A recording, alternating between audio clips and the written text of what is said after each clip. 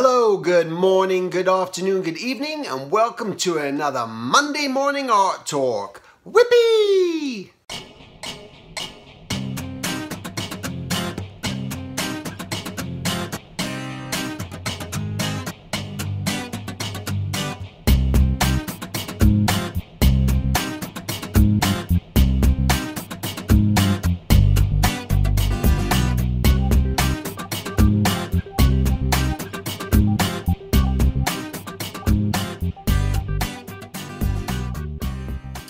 Alright, so today I would like to talk about using information when you need it, okay? And I think it's a good way to just develop and get better at something and not abandon things. So this has to do a lot, I think, with my own personal learning disability. And my learning disability is I've always had a hard time from the time I was young is just to focus on things and really pay attention. I did horrible in school. I suffered in school. A lot of things. Again, this was before they were diagnosing any ADD or ADHD or anything else like that, and I'm sure I have something, but the reality is it's hard for me to retain information. And I think what happens a lot, and especially in schools and everything, it's just part of the process, or just the artists themselves feel like they gotta just learn everything. I gotta learn all about every single muscle in the body if I'm gonna be an artist, and learn all about anatomy, and I gotta learn all about this and all about painting and all about this. Yet the thing is, you just can't, I don't know, some people can, but just you can't retain it. How do you retain all that information? It's almost like impossible. And I think there are, yes, some people who can. They have that ability. But I think the majority of us don't. And so the idea is learn information and gather information when you're going to use it. Again, you can learn a broad thing, okay, a basic. So let me just go back here just a little bit, step back a little bit. For me, learning how to draw the human figure, going to figure drawing class and doing this was essential for my growth. Live classes, not just drawing from videos or anything else, because just going and drawing from life and drawing from people was essential, because what that did was give me a basic foundation, okay? So what we got to think about here is just having that basic foundation. We know that in order for any structure to survive or be built, our own bodies, the structure of our bodies, the foundation, the structure of a car, the structure of a building, it's got to have the components, it's got to be organized, it's got to be built there. But we know that with every basic foundation, every structure, there can be a whole new being, a whole new personality, a whole new look to a building, a whole new look to a car, yet it's still got the core essentials, okay? So I'm not talking about don't learn essentials. I'm not talking about don't learn the fundamentals, okay?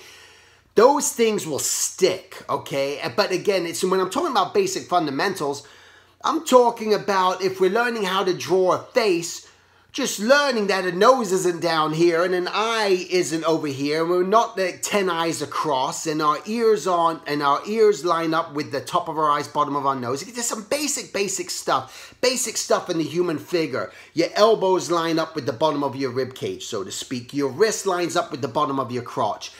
Basic stuff. Do I need to know all the tendons and all the muscles for me to do that? Absolutely not. That's what I'm talking about. Now we've got the basics, but now, not that I need to just overwhelm myself and get so frustrated. Oh my God, I'm never going to make it because I don't have all this information. All of a sudden, I'm required to draw a zombie and the flesh is being ripped off the face and I got to show some muscle under there. Well, that's when I'm going to gather the research and start to hone in and learn what it is I need to learn for that specific task. And then research, because what happens is your mind is there. Your mind is present and you take in that information because you need to and you want to. So now you're gathering all that information. But then what happens when you're not using it anymore? You can't even draw it anymore. It's just like, I don't even remember. And the thing is, you don't need to. It's the exact same thing that happens with every artist a lot of the times. If you could meet an artist who drew you know, if they weren't drawing it all the time, they were an animator on Bugs Bunny, and not Chuck Jones per se, or anyone. Again, they were an animator, they were a storyboard artist, they were a character designer, and I'll say it even. Well, I don't want to use me as an example. I want to use a lot of people that I know because I've seen it happen. All of a sudden, let's just say it's Bugs Bunny, and they were an animator and go, wow, you animated on Bugs Bunny, man. I loved you. You know, you're so good, and all this other stuff. Could you draw Bugs Bunny?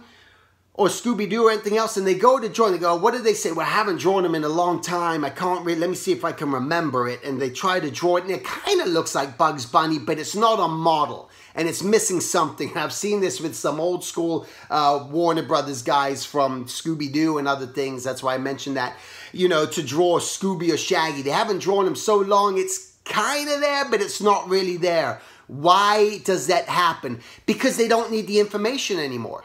That job came and went. It's no longer in their memory banks. And when they need to do it, now what they're going to do, if they were called upon to do it, they're going to grab model sheets, grab the reference, and that's what you do. When you're working on a studio production, you're grabbing all the model sheets, you're grabbing the reference, and you use that, and you put it up in front of you, and you rely on that to put you in the mindset and the zone to work on your specific task. So if I have to draw a raccoon, I don't know what a raccoon looks like out of my head, and I don't need to know a raccoon's anatomy. Could I understand and maybe know some basic information about just a four-legged animal and how they stand? Yes. Do I want to know about construction? Yes. Do I want to know about that's pretty much it. Do I need to know every bone in their body? No. Do I need to know every muscle in their body? No. What I can do at that moment in time when I need it is grab that reference and use it to help me make an effective raccoon. So that's the thing. So I don't want you to feel like you have to acquire so much information and learn it all at one time, because your head's going to explode. And personally, very few people can do that, and it's not going to last. This is why when artists are studying and learning from other artists, we start to see their influence get attracted. All of a sudden, because they get honed in, they all of a sudden start to go like, I like that guy's stuff. And I'm going to use J.C. Leyendecker because I love J.C. Leyendecker.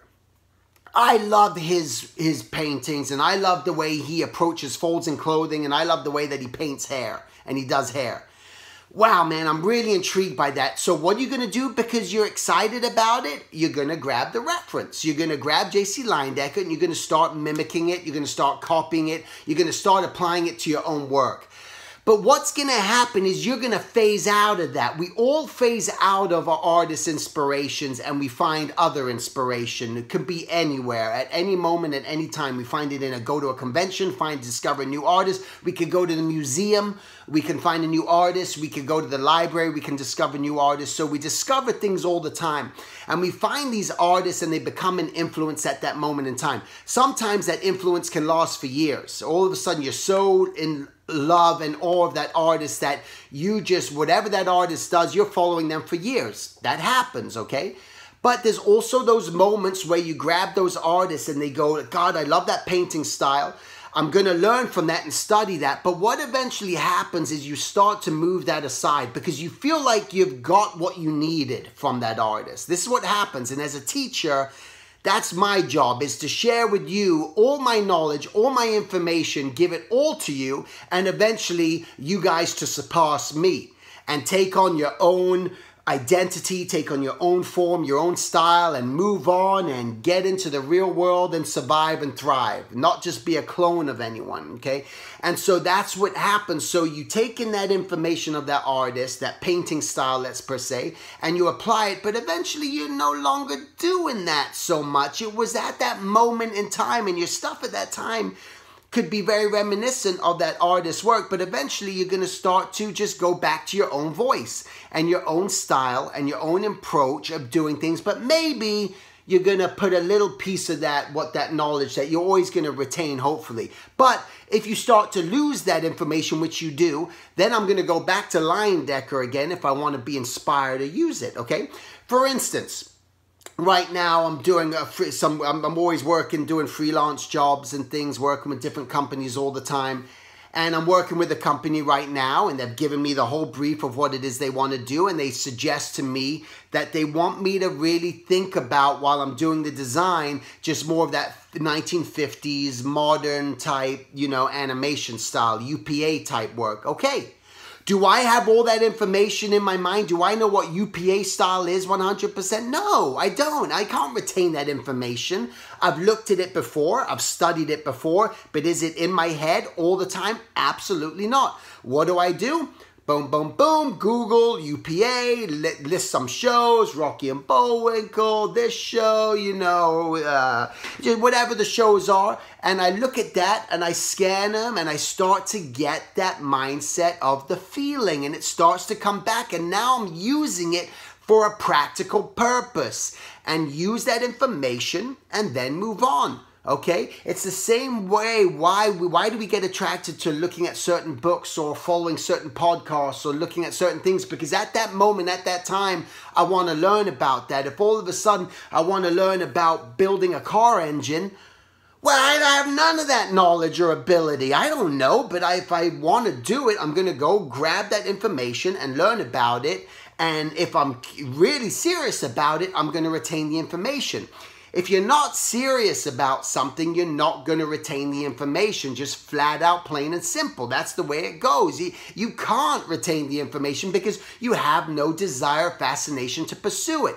It's the same reason why you don't all of a sudden say, I want to be a character designer, but you're studying oil painting. Why are you studying oil painting when you want to be a character designer? You're learning the wrong thing, and you're not focusing on what it is you want to do at that moment and retain it. Not to say don't learn oil painting, but when the time's right, the time's right. So you gotta be, you just gotta know once again what it is that you want and what it is you're chasing. So that's all I kind of got to say about the subject. Don't feel you got to retain thousands of files in your head. We're overwhelmed tremendously with social media. I don't even think that our brains are capable of it. I mean, maybe it is. They say that we only use 3% of our brain. Can you imagine 3% of our brain out of 100%? It's nothing. So that's why you have some people who have photographic memories, people who are geniuses, people who step beyond the realm and can get into this, attain this other thing that's out there, beyond what we're capable of doing, most humans. So the thing is just to make sure that you're just focus on what it is that you need to focus on, learn what you need to learn at that time. Don't neglect the foundation. Don't neglect your construction. Don't neglect the fundamentals. That's the basics, the basics. And then from there, you're going to be able to move beyond that and do what it is that you want to do. All right. Thanks again for watching. Be sure to check out silvertoons.com/events for my upcoming workshops and events. And I'm throwing it out there just to let you know. I know I got there's people watching from all over the world. I'm going to be coming to Mexico City next year. So if you want to learn more about it, you can shoot me an email. I haven't listed dates yet. I'm going to be coming to New Zealand, and I'm going to be coming to Australia and some other places. So throwing out the seed out there, letting you guys know. If you want more information, please feel free just to shoot me an email. I'll be happy to answer any questions you have. I haven't listed the dates yet, but they're coming, and I have my Santa Cruz 2-day retreat coming up in August. Feel free to check that out, and I hope to see you guys. All right, thanks again for watching or listening on your car drive or wherever you are, and make it a great week. Take care.